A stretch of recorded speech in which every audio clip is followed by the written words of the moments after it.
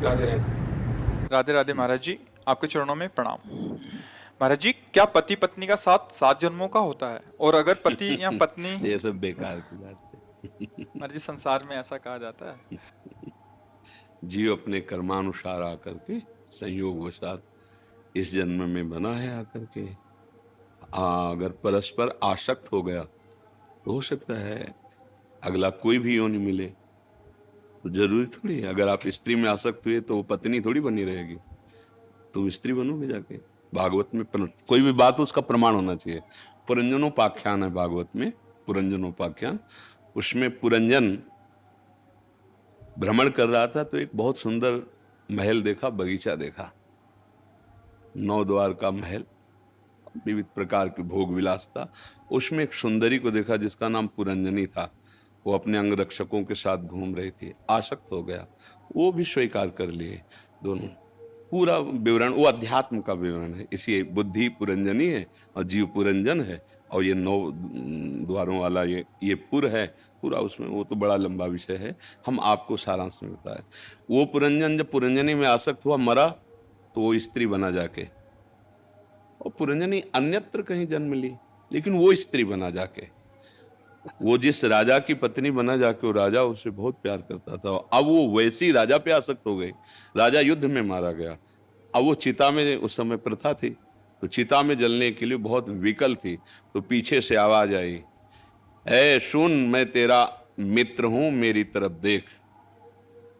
तो उसने देखा तो एक बहुत ही सुंदर तेजस्वी पुरुष खड़ा। बोले, मैं तो आपको नहीं जानती हूँ। बोले, जानती नहीं तो मेरा नित्य सखा है, मैं तेरा नित्य मित्र हूं, मेरा नाम अविज्ञात है। अविज्ञात माने मैं जानने में नहीं आता हूं। ना तू स्त्री है, ना ये तेरा पति था।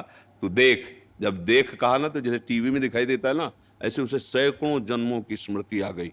और उसको दिखाई दे रहा, अरे ये तो बहुत बड़ा नाटक है मेरे साथ। पहले मैं किसी का पिता था, फिर किसी का पुत्र बना, फिर किसी की पत्नी बना, फिर तो मैं कैसे उससे मुक्त हूं। तब वो उनको ज्ञान देते हैं, तो उसको समझ में आता है मैं भगवान का अंश हूं, मैं भ्रम से इस शरीरों में फंसा हूं।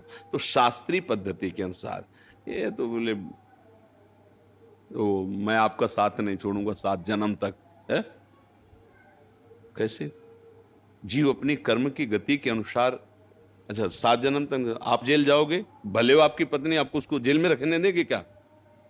कि आप बहुत दोनों प्रेमी जोड़ा हो, आपने कसम खाई है कि 7 जन्म तक, और फिर क्या जन्म जन्म तक, ऐसे नहीं कहते?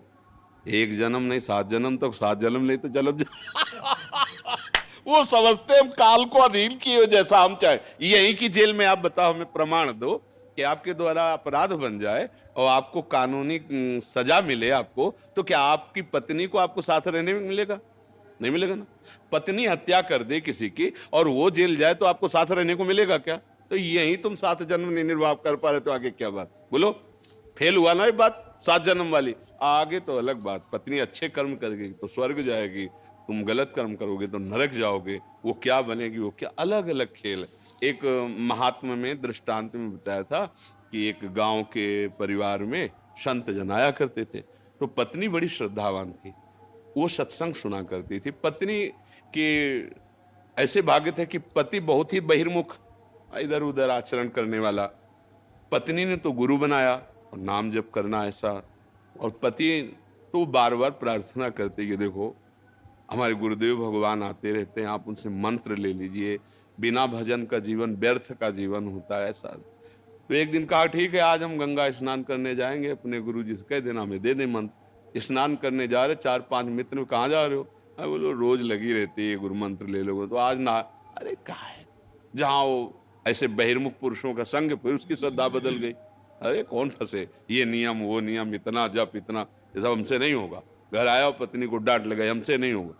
कुछ दिनों बाद शरीर छूटा।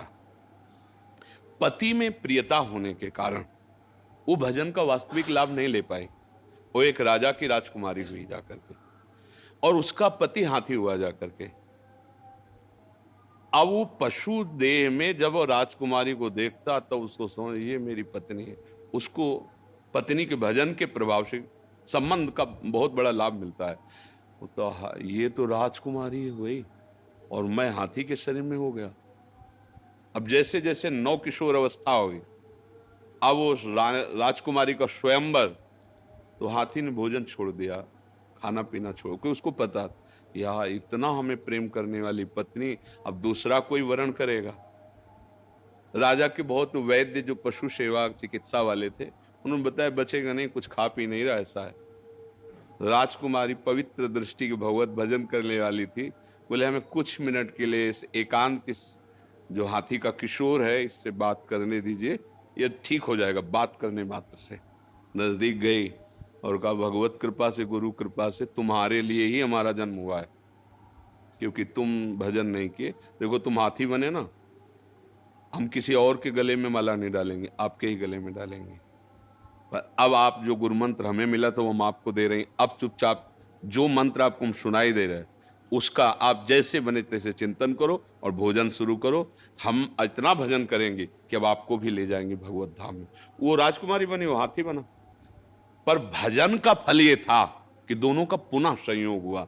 तुम्हारे केवल कहने से नहीं होगा कि हम साथ जिएंगे साथ मरेंगे। जब यहाँ की जेल में साथ कितना मिलना होता है, आप अंदर से और वो बाहर से, वो भी वहां खड़े हुए हैं, समय पूरा हुआ खत्म, कह दो नहीं एक दिन नहीं मिलेगा आपको। ऐसे ही तो हमारा भारतीय कानून है, फिर वैदिक सिद्धांत, और जो जो कर्म करोगे एक एक क्षण का मिलेगा।